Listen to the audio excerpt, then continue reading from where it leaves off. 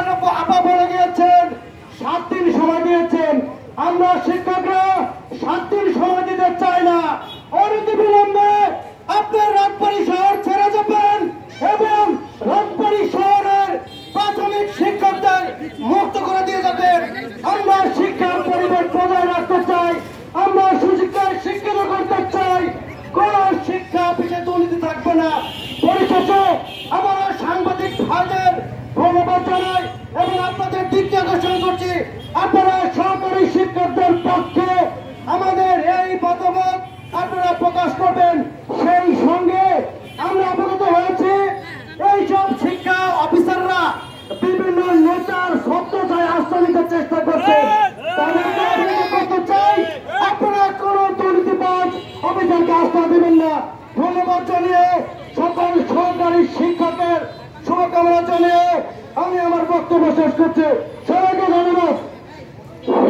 ধন্যবাদ মন্ডল জেলা শিক্ষা প্রাথমিক অফিসারের এবং আমাদের রাজবাড়ী সদর উপজেলার সরকারি উপজেলা শিক্ষা অফিসার নিপেন্দ্র নাথ এবং মোশারফ স্যারের বিরুদ্ধে এরা ঘুষ দুর্নীতি একটা ফাইল সই করে না এবং তারা বিভিন্ন অনিয়ম করে শিক্ষকদের কাছ থেকে বিভিন্ন ভাবে বিভিন্ন সুকৌশলে সিএপির টাকা, তারপরে পরীক্ষার প্রান্তিক মূল্যায়নের পরে বিভিন্ন ভাবে টাকা নেয়।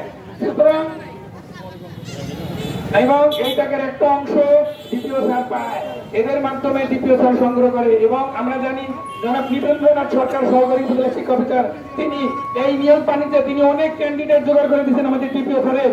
এর তীব্র নিন্দা এবং প্রতিবাদ জানাই এবং তাকেও সহ ডিপিও স্যারের পাশাপাশি আমি নিবেন্দ্রনাথ সরকার এবং মোশারফ স্যারের অনতিবিলম্বে রাজবাড়ী থেকে অপসারণ চাই। এই পর্যায়ে আমি বক্তব্য রাখার জন্য অনুরোধ করছি আমার দীর্ঘদিনের সহযোদ্ধা, আমার প্রিয় বন্ধু, অনলবর্ষী বক্তা, যাকে কাছে পেয়ে আমি সবসময় শক্তিমান হই, আমার প্রিয় বন্ধু জনাব সুলেমান খলিফা।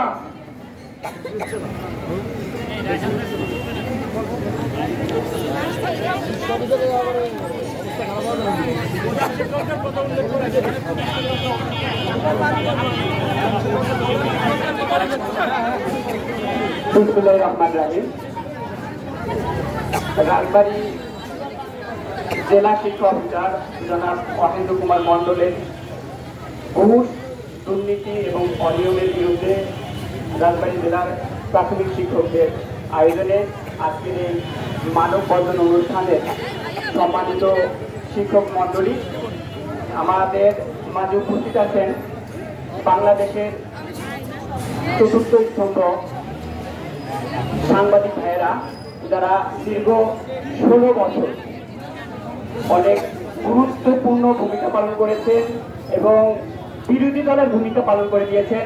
দীর্ঘ অন্যায় অত্যাচারকে তারা লোক সম্মুখে তুলে এনেছেন। আজকে আমরা যে উদ্দেশ্যে এখানে দাঁড়িয়েছি, একটা কথা আছে, জীবন যেখানে দোষের সম্মুখীন, মৃত্যুই সেখানে শেষ কথা নয়। তার প্রমাণ আজকে এই সাধারণ শিক্ষকরা কতটা অসহায় হয়ে, কতটা নিরুপায় হয়ে রাস্তায় দাঁড়িয়েছেন। আমরা দেখেছি আমাদের শিক্ষা অফিসার, জেলা শিক্ষা অফিসার, তিনি আমাদের প্রত্যেকটা শিক্ষক যারাই ওই অফিসে গিয়েছেন, হয় তাকে ঘুষ দিয়ে আসতে হয়েছে, না হয় চোখের পানি ফিরে আসতে হয়েছে।